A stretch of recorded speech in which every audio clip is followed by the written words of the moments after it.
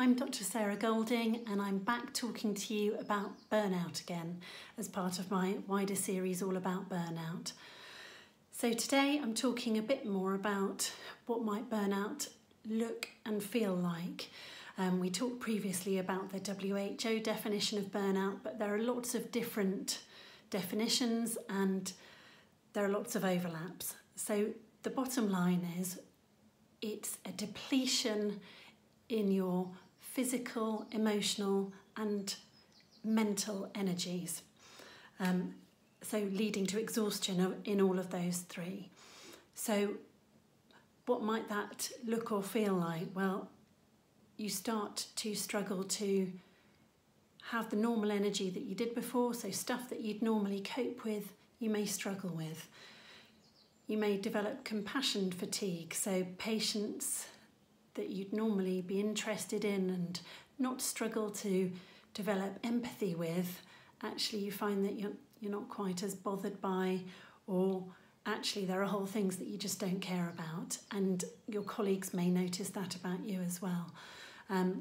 You may become more cynical or bitter, and physically you may just find everything more tiring. When things become more extreme, or if it's been going on for a long time, and burnout is a characteristic that develops after you've been in certain pressurised situation over a period of time, and it doesn't have to be long, but it can be intense and prolonged, you can get that cognitive burnout, which means that actually you struggle to make decisions, and certainly I felt that was true for me when I suffered from it. Simple things, making decisions about how to manage a patient, what to eat for dinner, basic things like that. And you may start thinking, well, this sounds a bit like depression, people with a flat affect, people who lose interest in doing the things that they usually enjoy. Yeah, that's true. I mean, there is an overlap, certainly. They're supposedly distinct, but there's evidence that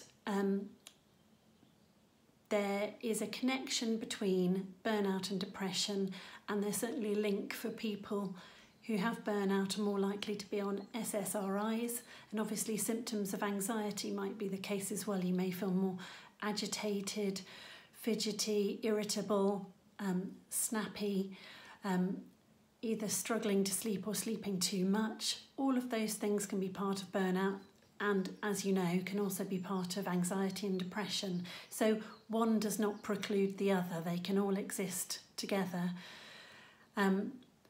Certainly in times like these, we're expecting it to be more common, and there was an excellent article by Claire Gerarda in the BMJ a couple of days ago that pointed out that in the last 2 months, doctors felt that their mental health had deteriorated, which makes sense, and also that there was a survey done earlier in the month that said that half of all doctors felt that they had symptoms of or were suffering from burnout.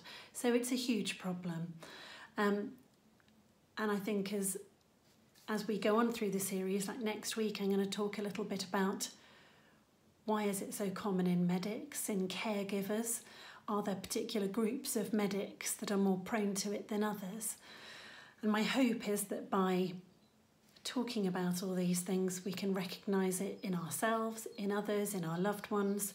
We can ask people to look out for us. We can start putting things in place or making life decisions that help to reduce the impact on us, because it's possible in times where COVID is affecting everything that we can't avoid it, but it's how do we mitigate it, how do we look after ourselves, and how do we look after ourselves going forwards. If you find this useful, please do pass it on to colleagues. If you're struggling, ask for help. I'll put some links with this in terms of sources of help, and towards the end of the series I'll start putting more stuff on my website, which is drsarahgolding.com. And if I can help at all, please do get in touch. But I hope you're well, and my message to you is look out for personality changes. What is different to normal? Have people pointed out to you that you're a bit different, or do you feel in your heart of heart that things are different? Ask your colleagues. or sit down with a good friend or member of family, and start looking after yourself where possible. All right, I'm wishing you all the best. You're not alone in this. And I'll carry on with the series next week. If there are other areas that you want me to cover, let me know, get in touch. I'm aware it's a huge topic and I'm really only scratching the surface, and really I could talk for days about it. So I'll leave it there, but I hope you're well and I hope the weekend goes well for you. Okay, take care. Bye-bye.